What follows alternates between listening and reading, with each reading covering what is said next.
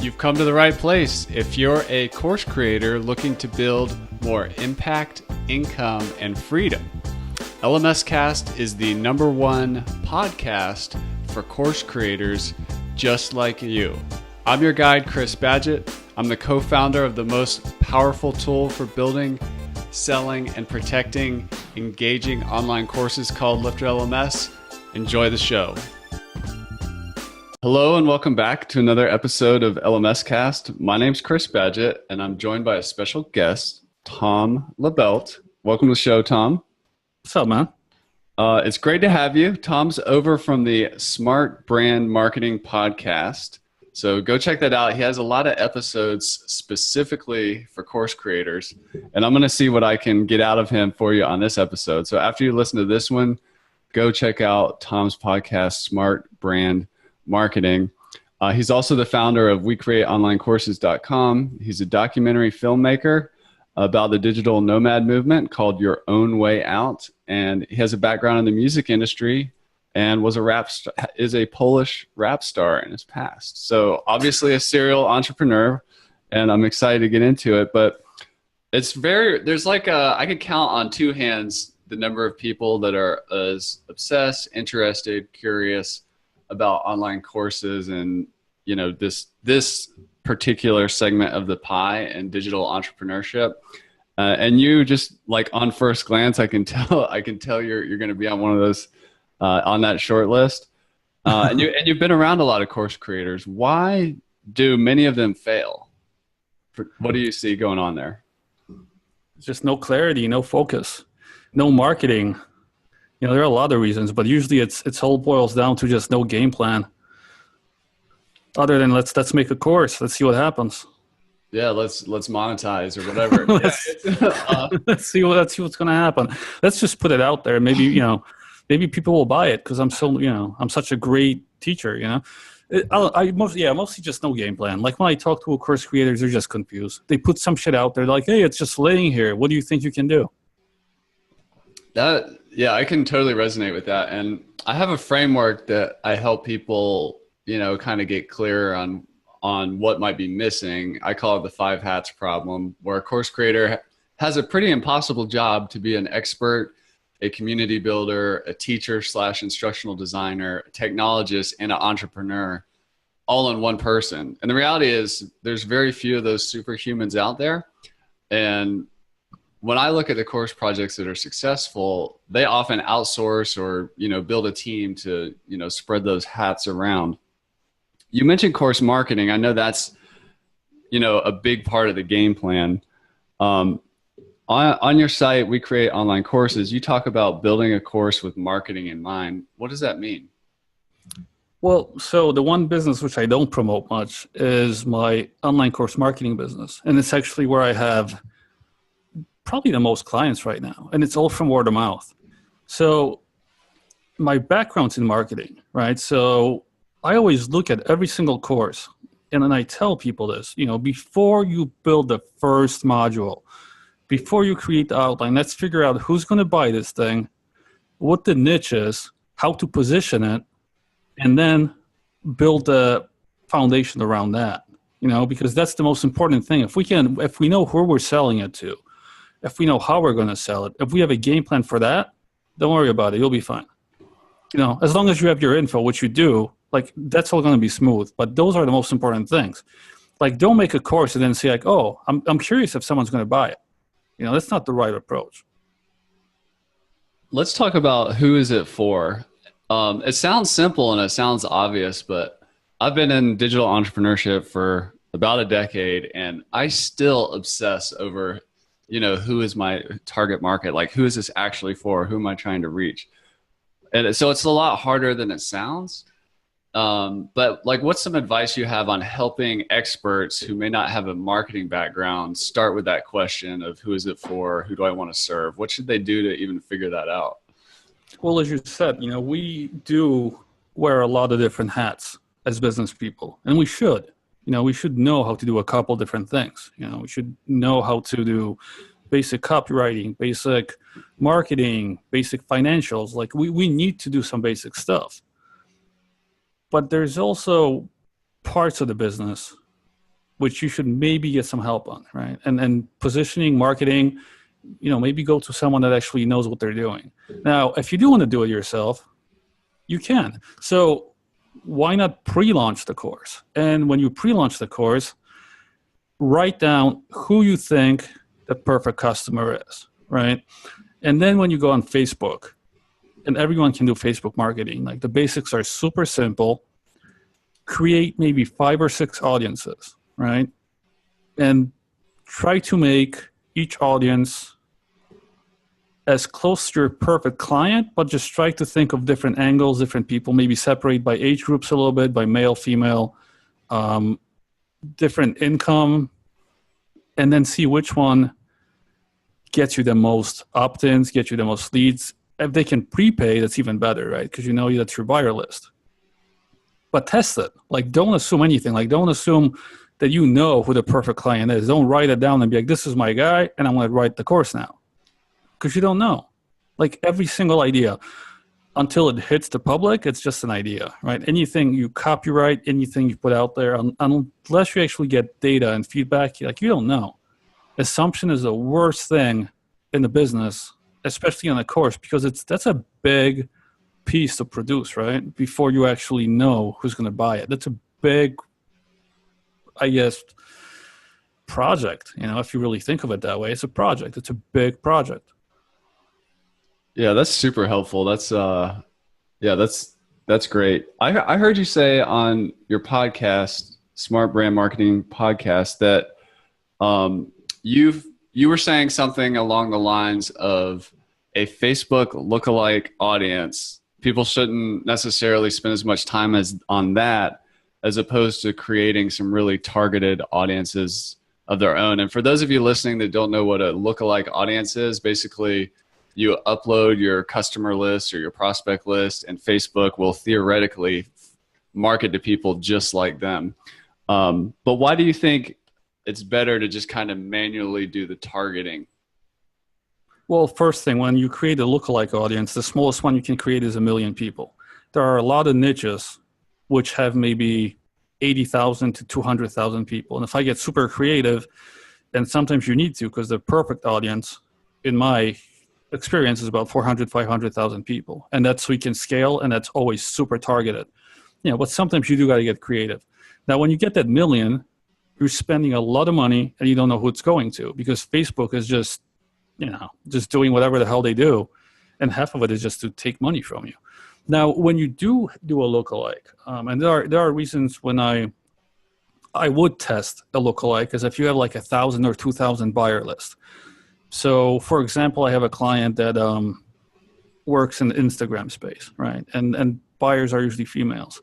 So what I would do is I would take those 2,000 buyers, create a lookalike,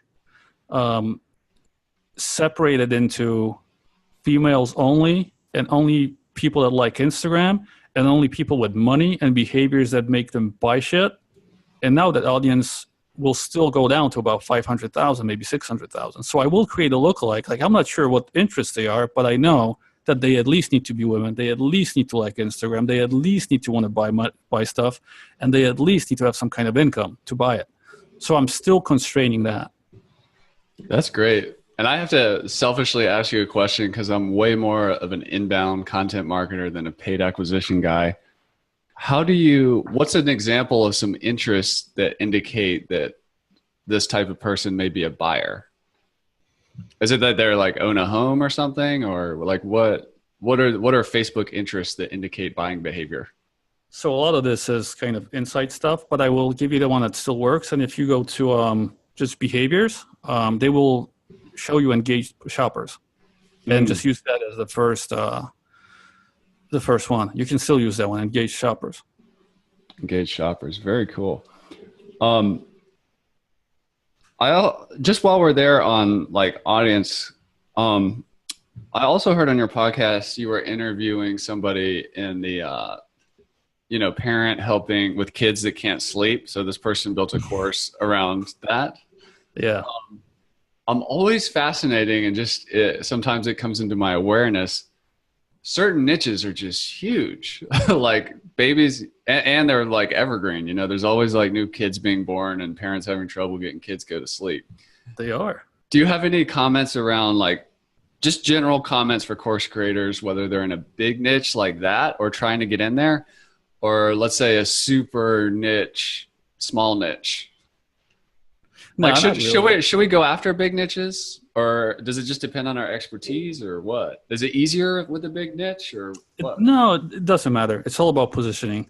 Like I have a couple clients that go after huge niches, and then I have some that have like seriously. I mean, even with me stretching it, you know, their basic community is 80,000. Now I get super creative and make it into about 400,000, but it's like if you ask them, they're like, no, there's 80,000 buyers in this niche. And one of them is a health niche. And the guy is a practitioner and he's like, look, that's all the people that are in my niche. It's 80,000. And he's making money. He's making good money. Like we spent, let me see, we spent maybe $1,500 on a webinar promo in April, and I think he made around $28,000 from that. And then we did another one that was a similar amount. So I mean, you got to think like this guy can easily pull in $200,000 a year from a very, very small niche. And we're still testing. Like I have no idea how well we can get this optimized because we're still testing. But I mean, that's a small niche. Were you using Facebook ads to get signups to the webinar? Only Facebook, because the guy's budget is quite small. So I told him, look, the only thing we can do is Facebook. You know, it's not the optimal strategy. You know, I would like to use more, but that's all we do. Seriously, we had one ad running to one landing page. That was it. If you want to play with Facebook, like let's say you have a webinar in your funnel for your course, is there like a specific dollar value that you need to be over that threshold to have any serious chance? Or can you really test that funnel? You said $1,500, I think. Could you test that for like 100 just to see if it worked before you put 1,500 on it? Yeah. The first one we did with him was $300 and he made almost 10,000 with it. So you can validate. You don't necessarily have to have these giant budgets. No. Anything over $10, you're fine. Super cool. Well, let's talk about YouTube a little bit. Mm-hmm. I think I heard you say something that I didn't even know was possible, which you can target specific videos. Yeah, we do it all the time. Yeah. So I'll find competition for whoever I'm working with, and we'll find the top viewed videos, top competition, and we'll target only those. How do you do it? I mean, I've just recently started experimenting with YouTube ads. Can you literally find a specific video, or do you have to try to figure out like the exact keywords or tags or whatever? No. You can find a specific video. You can use it in the placements. Very cool. Are those like pre-rolls type videos, or how does it work? So we use pre-rolls and we use the banner ads, and I find the banner ads work much better in a lot of cases, and then they're cheaper. So. Just so I'm clear, is a pre-roll that like annoying thing that you have to wait 5 seconds to skip, and then the banner ad is like, how long does it stick on there? Or is it there the whole video if they don't turn it off or don't? So we don't use the banner ads in the video. We use the banner ad that's on the right. So there's a place on the right of the video where you can see one picture if someone's paying for it. Is it like with the related videos kind of area? Yeah. Mm-hmm. It's in that area, yeah. And if someone's paying for it in that video, you'll see it the whole time. Wow, that is awesome. Any other advice for the beginning course creator who doesn't have a lot of marketing experience and wants to leverage YouTube? For YouTube, I would just use that. Just find your favorite videos. And for Gmail, because it's in the same echo space, what I would do is I would just sign up to my competitor's mailing list and take the address from the mailing list and use the address to just target their whole mailing list with my Gmail ads. Say that one more time. I didn't quite catch. Because in Gmail, you got to use keywords, right? To target the audience. Well, you can use their address as a keyword. Oh, I see. Very interesting. That's a pro tip right there. What about Instagram? I think I heard you say, which I can agree with, correct me if I'm wrong, that you're not really a power Instagram guy. And I also heard that And I have the same issue. Like if you have a shoe company or like physical products, maybe Instagram is a better fit. But is Instagram relevant to course creators? In some niches. So I've tested a lot this month just because one of my clients, well, actually two this month, were just super interested in Instagram. So I think we spent around $16,000 testing it. And I'll tell you this, the stories placements work way better than the placements in the actual feed. Awesome. Cool. Well, I hope you listening out there are taking notes, because Tom is just laying down some hard-won truths here. Positioning. You mentioned positioning is a key to marketing and why some course creators fail. Mm-hmm. If I'm new to marketing and, you know, I'm an expert, or maybe I'm a teacher first and not really a developed entrepreneur, how do you kind of get my head straight around positioning? Let's say I found an audience that I want to serve. How do I figure out positioning? Just hire someone. Just don't do it. I'm not saying hire me, because I probably have enough work, but just hire someone. It's like with copywriting, right? Like if you want to spend 3-4 months learning how to copyright and come up with a decent script, do it. Otherwise, just hire someone. Because with positioning, like what you can do is, well, once again, you got to learn some copywriting. But what you can do is create like 6 to 10 different headlines, and use that targeting method that I mentioned before, about the perfect audience. So you have to not only do you have to figure out positioning, you need to test your positioning. You got to test it, yeah, because you don't know. It's an assumption, right?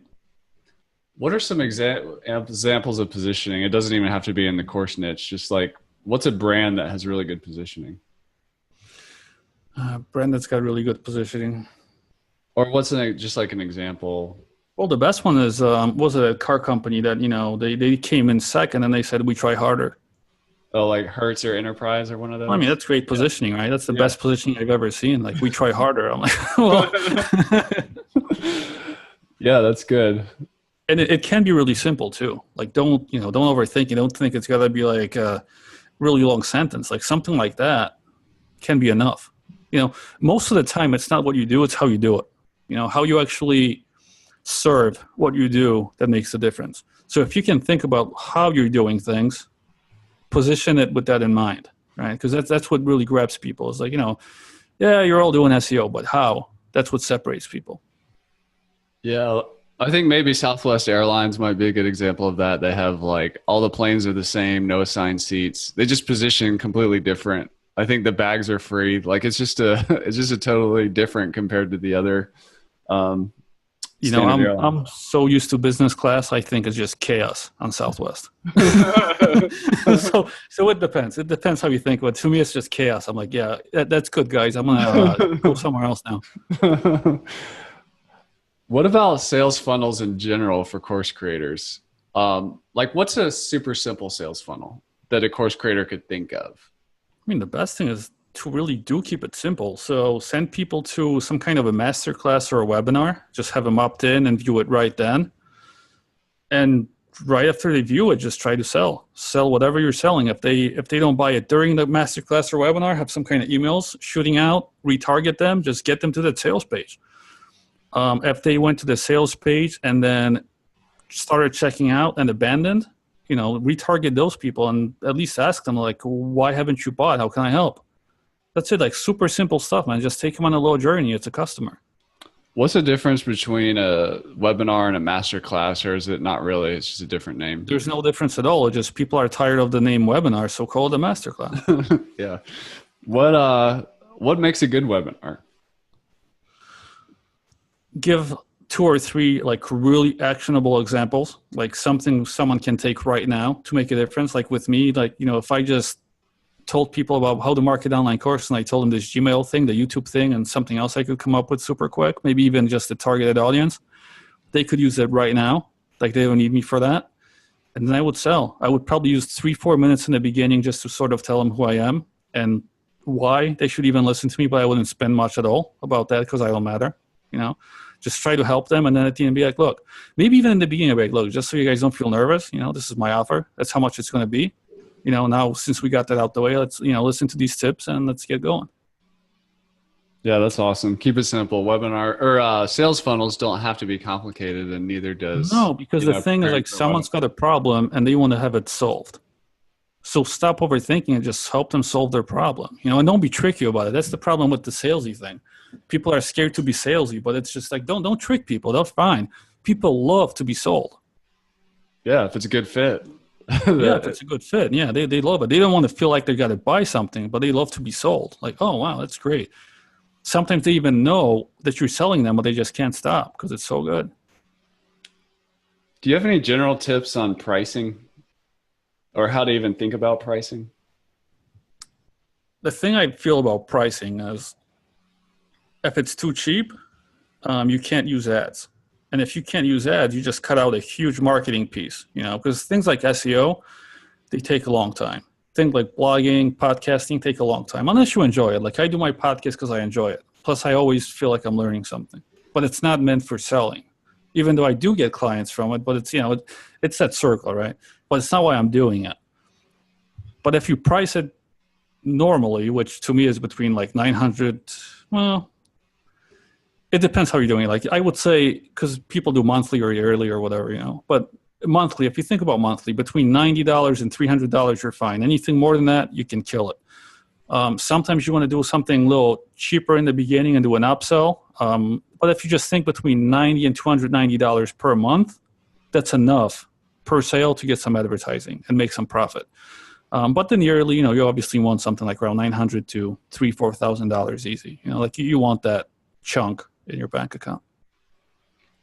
What about Evergreen versus launch or, launch specific, like open close? Is that something do you have any opinion on that? Like what people should try or focus on? And like what perspective are you thinking of? Like what do you mean by Evergreen versus open sold? Are you talking about the way you're marketing or are you talking about the course itself?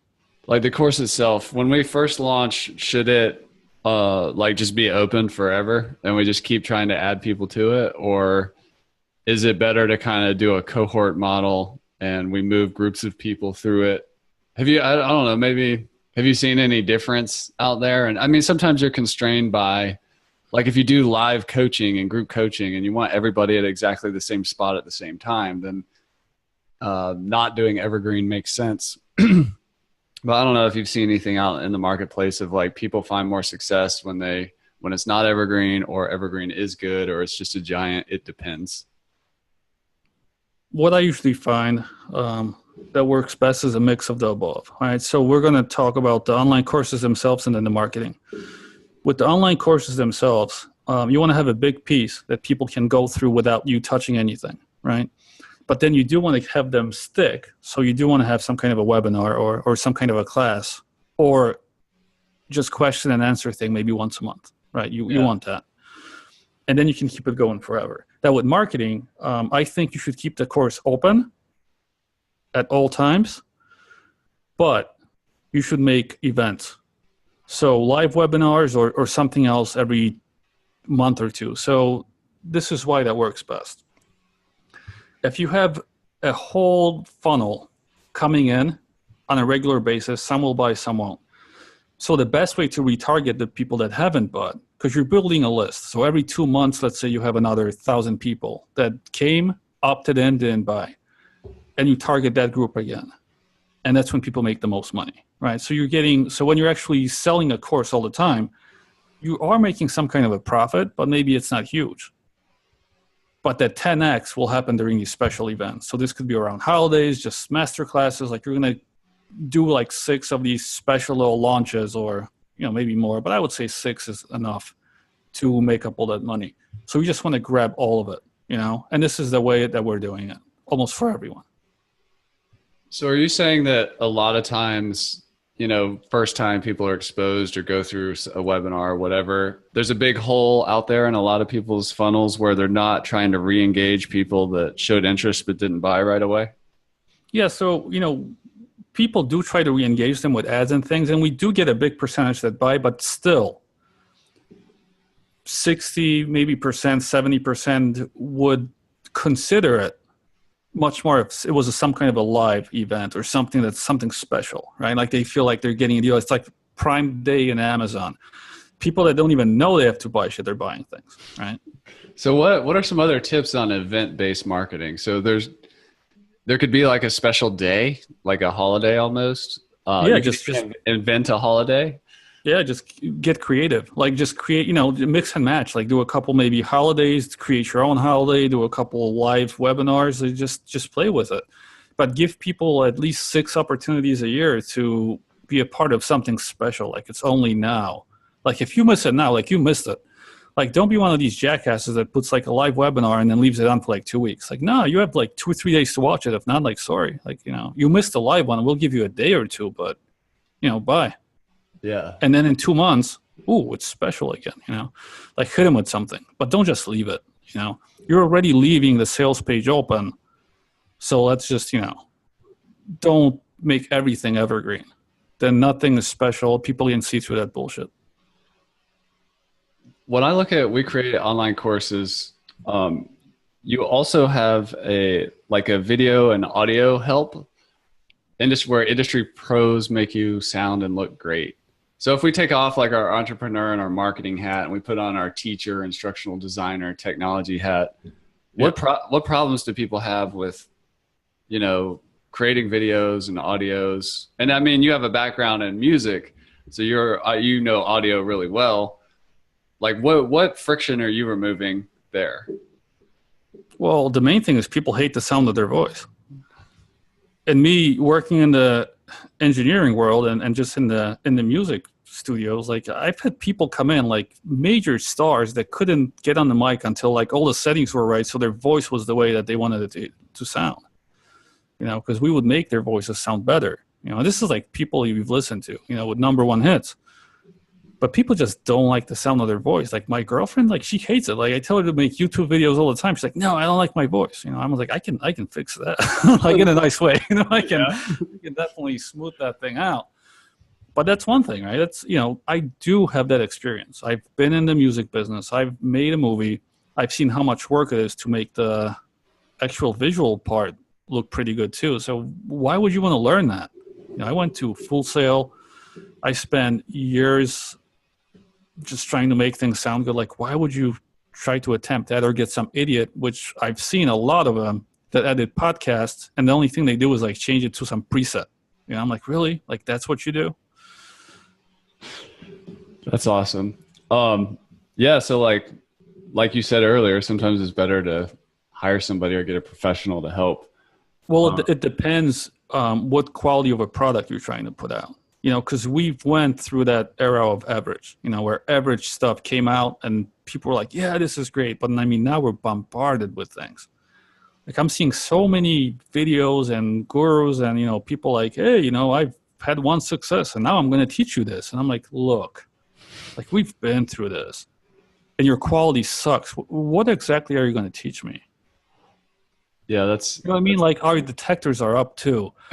So being like, putting out better quality, like that itself will separate you a little bit. I mean, you still have to know what you're doing, but it will separate you. Like you don't want to put out something where it sounds like, you're hanging out in your bedroom, the fan's going, it's blurry, you can see it's on a webcam, and everyone's like, oh, wow, yeah, this is great. Like, I love the course, but what is up with this dude? Yeah. High production value. I've heard from some other people I respect, they're really seeing that trend. Like if we're of just how, marketing content, digital content, it's really like growing up and maturing, and high quality is going to be a big differentiator. It already is. Well, people get tired. That's what I mean. And if you get overexposed, which we've all had, you kind of separate it right away, right? Just by looking at the quality. It's like people say, don't judge a book by its cover, but like, have you ever been to a bookstore? Right. If I think about like the Dollar Shave Club video, I've watched that several times. It's brilliant. But it's high quality. It's not some guy just like, by a swimming pool pitching a razor blade. Like it's entertaining and it's really well produced, but not necessarily, I don't think he spent $1 million making a video. No, and it's not about the cash. It's just about the quality, right? There's obviously some humor in it. And that's the thing I've been trying to do on the podcast, like this month, is to get some of these people that are helping inject comedy into speeches of CEOs and copywriting, just because I think it's super important. Like people want to be entertained, And when you entertain them and make them laugh, their guard comes down a little bit. They feel connected. It's easier to sell them. Yeah, that's a really good point. Perhaps some course creators take themselves a little too seriously and, or try to be too professional and miss the opportunity for that basic human connection around a sense of humor. I mean, look, sometimes you got to be dry. If you're in like a accountant that's helping people move money from one country to the next, and all you're doing is teaching other accountants how to do it, it's got to be pretty dry. I mean, there's probably going to be some humor, which to you would be like, like old dad humor, but you can still inject that. But overall, it's going to be pretty dry. So don't try to be a comedian just because Tom or some set be funny. It's not like that. But I just mean if you can entertain the people a little bit, especially during the selling process. Yeah, that's awesome. Well, switching back to the entrepreneur hat, I'm on your We Create Online Courses website, and you have a calculator about should you create an online course. And basically, you plug in a bunch of numbers, product price, mailing list size plus followers, percentage of buying from the followers, advertising money spent, cost per click, percentage of people that buy from ads.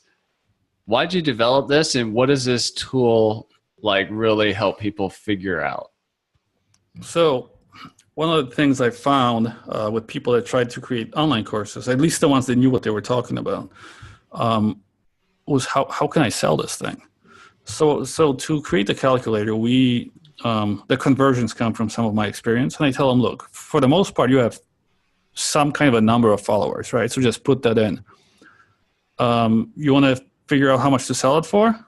Play around with the numbers. You'll see what you need to make a profit, and use those two with some of the other percentages based on my experience to just figure out how much you need to spend, what the pricing is, if your initial following is enough, and if it's not, then play with the numbers and see how big you got to grow it, and you have a sort of a rough idea how the marketing thing is going to work. Because people ask like, oh, how big of a list should I have? Well, use the calculator. How much do I need to spend?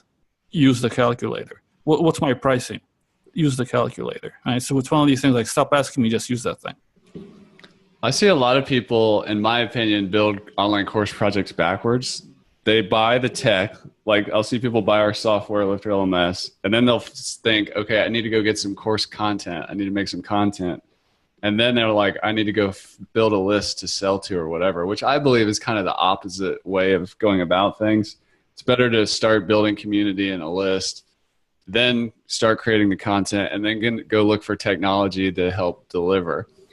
On your calculator page, it says if your mailing list size plus followers is less than 1,000, that you don't recommend building an online course at this time. How can people get their numbers up if they don't have mailing list size and followers and up to over 1,000 yet? Well, you can, put out content and just run traffic to it and see if you can get people to engage with you. That's why buying traffic, is one of the fastest ways to make money. And I know it's not what a lot of people want to hear, and I used to be like that too. I used to be like a hardcore SEO guy. I didn't use paid traffic for a long time, but if you know what you're doing, and this is why I tell people, maybe just hire someone. How do you help people break through that fear of spending money? Like some people are just like, there's like a barrier between paying for traffic, especially to content, not to a sales page. Well, I always feel like, how are your results? Yeah. Okay. If you're getting 5 followers a week, okay, so let's waste another 6 years and call me then. That's a good point. I'm not going to sugarcoat it, though. I'll be like, look, if that's the way you want to do it, just go do it. It's fine. I'll be here. Just call me when you're ready. 6 years. I mean, it's it's fine. Just do what you got to do, bro. If we put our expert hat on for a moment, some of the people listening to this show are book authors. They might be speakers who are tired from living on airplanes and hotels and conferences, and they're trying to, get into the online course, go digital space. Where does a book sit? Like, how do you see a book because experts can definitely write a book in addition to making courses. If they already have, how do they get into courses? If they haven't, if they're an expert, should they start with a book or skip that or what? We spoke a little about this before the call, but okay, this is what I see, and I kind of talked about this before, but people write books to get speaking gigs, right? And it's usually because the place that you actually get the speaking gig requires you to have a book. This is for a lot of professors and stuff. So people write this book. They know it's not going to sell, but it's going to get them into a speaking gig. Then when they start speaking, they realize they can't make money from the book because it's not really going to make money. And the only time they do make money is when they're speaking. So now it's like, okay,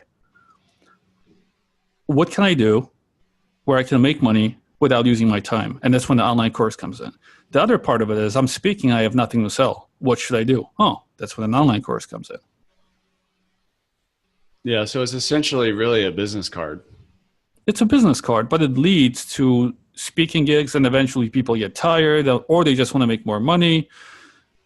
And that's when I say, get an online course. So another example of it is like, and we thought about this when it comes to pricing. I think John DeMartini actually said this before. I don't know why I was listening to him, but he just said this before and it made a lot of sense to me. He said if people don't have enough money to see him live because that's super expensive, he's going to give them a book because that's like $8 to $25. Once they read the book and they're like, oh, wow, you're great, but I still don't have the money. Well, I'm going to give them an online course that's going to be $300 to $700. Then when they say, wow, this is great. So, we're following this customer journey, right? Then I'm going to give you a group coaching class. And that's going to be maybe $1,000 to $2,000. And then eventually, to the right buyers, I'm going to give them that $10,000, $15,000 in-person retreat. But everyone has something in their price range where they can buy from me. How do you describe that customer journey from the customer's perspective? Like from the entrepreneur's perspective, there's like that escalation model of like. Sure. So with John DeMartini, I'll tell you this. I read the book because that's all I didn't have any trust of the guy. Like I didn't know who this guy was. So I bought the book. I looked at it. I was like, look, I get it and it's great, but I'm done, And then another person might have been like, oh, wow, like this is exactly what I need. I'm going to get the online course because I want to get a little more hand holding. And then they're going to say, wow, this is great. I'm going to get into the community. And then when they get really excited, like, oh, I got to meet the master, they will go to see you in person. So people want more. Like if you give them value, they want more and more and more and more and more. And even if you do something in person, like you can keep these people coming back for years. Like usually the best customers, like of anyone, are repeat customers. So like a small percentage of customers are going to make all of your sales because anything you put out, they're going to buy. Yeah, that's super helpful. Well, let's put our expert hat on. And a lot of experts out there, like yourself, have a lot of interests, passions, abilities. You have a documentary film about the digital nomad movement called Your Own Way Out, which we'll talk about in a minute. But how have you been able, like as a serial entrepreneur yourself with all these different interests, there's a lot of people who have lots of interests that have trouble executing or, maintaining multiple businesses at once. How do you make it happen?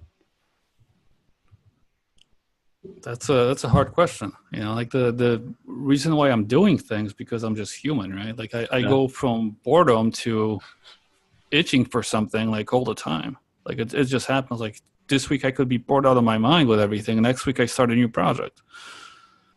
Now, how do I actually execute? I don't know if I'm working. But what about like systems or partnerships or? Okay, so I am a systems guy, and a lot of people always say that, like Deb, like your systems are on point. It's actually obvious by this interview. Just getting into your marketing advice, like I see so many systems in there as you're talking. It's awesome. I don't know. Like my ex-girlfriend said I'm neurotic. That's why all the systems come into place. Because I don't like leaving things that's like, that doesn't work right. Like everything needs to fit. Now maybe, it's a good skill. I don't know if everyone's got that talent, but it definitely helps me. I do like things that work. But that's one of the constraints which I usually use, because sometimes I'm just too itchy, like with the documentary, and I just go and say like, fuck it, let's do it. But usually I have some constraints, and one of them is like, can I systemize this thing? Because the way my businesses usually go is I get excited, I build a system, everything works well, I barely work on it, I get bored. And I start something new, and it's over and over and over again. And sometimes I kill some business, but a lot of them still run just because the systems were in place. So like my SEO business, I still have some like book publishing thing. Like they've been running for years of the systems I created on like 5 years ago. Depends which business, right? But yeah, so with the new ones, it's the same thing. It's always looking like, can I create a system that's going to help me maybe eventually not work on this? And if I can't, then unless it's something short-term and super exciting, I usually pass. That's awesome. I want to dig into your own way out a little bit.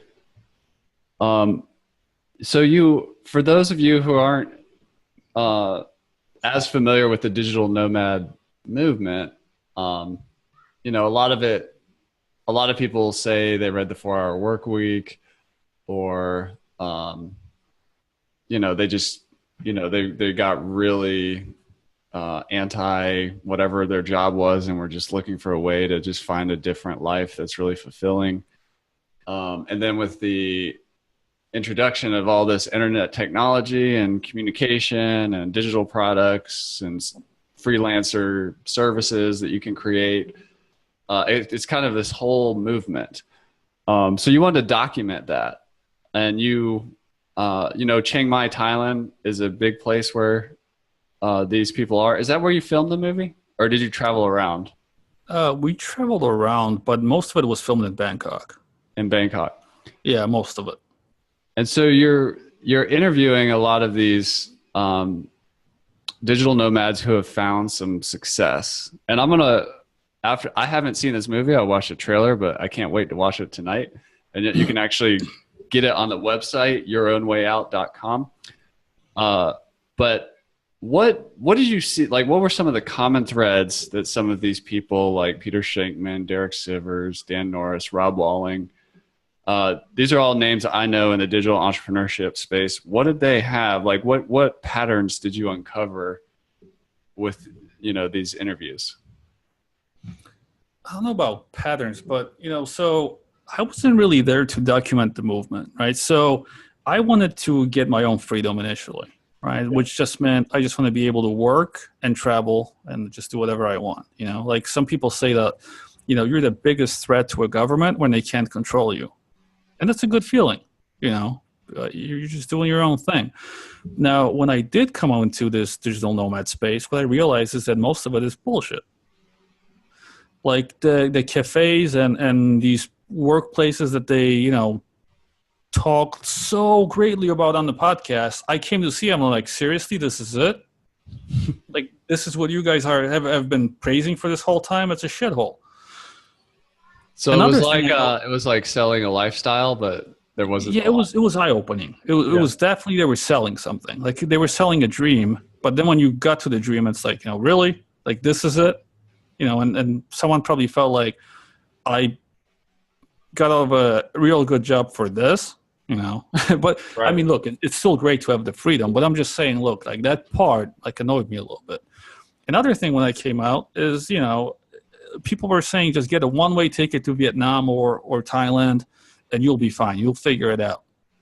And there's hundreds of people doing this.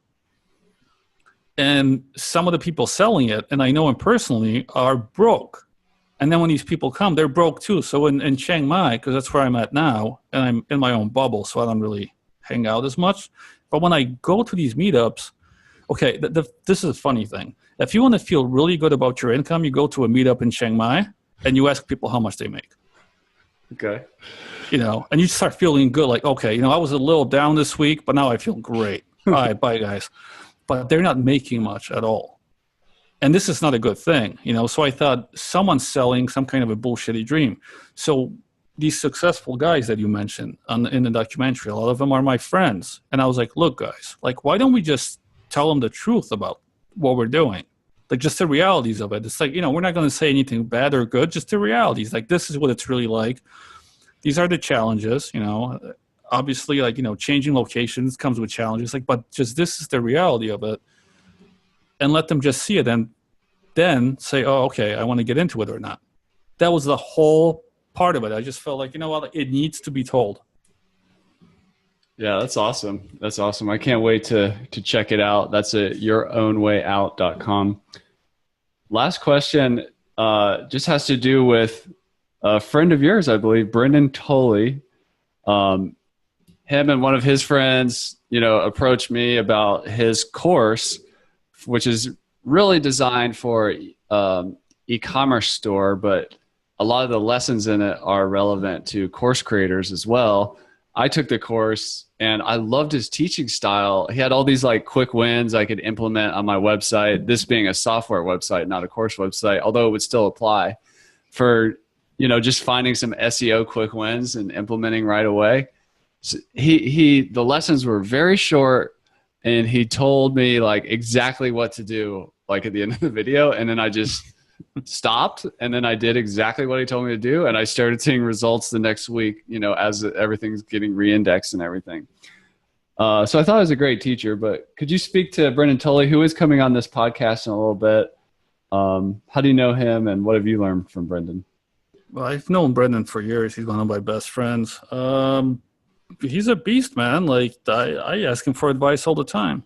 You know, he created that course pretty much himself. Like, I always, you know, help out whenever he needs it. But yeah, I mean, the guy, like, he knows what he's talking about. And he's also one of these people that only has these niche things, which he's really good at, which that's kind of how you know an expert, you know. What, like the extreme focus? Is that what you mean? Like the extreme focus, right? So he mostly focuses on e-commerce, SEO, speeding up websites. Like, he's got these very narrow focuses that he mostly works on, you know. And one of them is a lot of what he was telling me to do was like incredibly small tweaks, but they are, yeah. And that's what I mean. He's super focused in. Yeah. And that's usually when you see an expert. You know, there's so many people that try to come on my podcast, so many, and I go on their website and it's like, we do everything. I'm like, get the fuck out of here. But I just hate that. Like, so basically what you're saying is like, you don't know how to do anything well. Yeah, you haven't specialized, or you're not teaching specialized knowledge. Well, like, I don't mean you need to do just one thing, but I mean, you know, there should be some sort of a, you know, like, pick 2 or 3. Come on, you know, it's enough. So I said last question, but I'm going to ask you one more. All right. The experts, course creators, I see them stall out a lot for different reasons. It depends. They may be a marketer without expertise, or they may be a teacher with no tech skills, or they may know how to build a list but can't figure out like what kind of product to make or course to design or whatever. So unfortunately, I see a lot of people stall out, and it's not always the same friction point. But the purpose of this podcast is to help people with that. Any other just final parting words of advice to get unstuck? Yeah, just learn how to delegate. I think someone should create a course on that. Teach people how to delegate. You know, too many micromanagers, too many of these, like, I'm going to do it all myself, which is all great. But once again, like, how much time do you have to waste? Like, just how much? And at the end, you're still not going to be as good as someone else that knows what they're doing. Now, I'm not saying just go pick someone random from Facebook, because that's the worst thing you can do. You know, pick one of these, like, hey, you know, who can help me with Facebook marketing? And you're going to get like 15 hands raised. Like, that's the worst thing you could do. But I'm just saying, learn how to delegate. Maybe if you don't know how to delegate, then also learn how to pick the right providers. I mean, that's a skill of its own too, right? Just like hiring. You know, how do you hire an A-plus player? That's not easy. It's not great, you know, like, obvious how to get a great person on your team. It's the same thing with a service provider. You're hiring someone. Like, don't think it's just going to be one of these things like, oh, I'm going to get someone and they'll just do everything for me. If you get the wrong person, it's going to waste even more time and money. So like, I get the fear, but I mean, this is a skill. This is one of these skills you need to learn as a business owner. How do I hire, period? Yeah, that's awesome, Tom. And I would encourage you listening to go back and re-listen to this episode, because Tom was very generous and shared so many nuggets of wisdom in here. And also I'd like to highlight that point where he was talking about if somebody's only getting like 5, new leads a day through content marketing or whatever, they might have to wait 6 years to get a result. And just to kind of come to grips with reality of what happens when you don't delegate. You can be setting yourself up for failure when you try to wear all the hats. Tom, thanks for coming on the show. Everybody go check out Smart Brand Marketing Podcast. Is there anywhere else you want to send people on the internet to connect with you? No, man, they can come to your page, the one that you're going to set up for this podcast, and they can go from there. Sounds great. Yeah, just Google LMScast and you'll find this episode with Tom Libelt. Thank you, Tom. Yeah, man, anytime. Thanks for having me on. And that's a wrap for this episode of LMScast. I'm your guide, Chris Badgett. I hope you enjoyed the show. This show was brought to you by LifterLMS, the #1 tool for creating, selling, and protecting engaging online courses to help you get more revenue, freedom, and impact in your life. Head on over to lifterlms.com and get the best gear for your course creator journey. Let's build the most engaging, results-getting courses on the internet.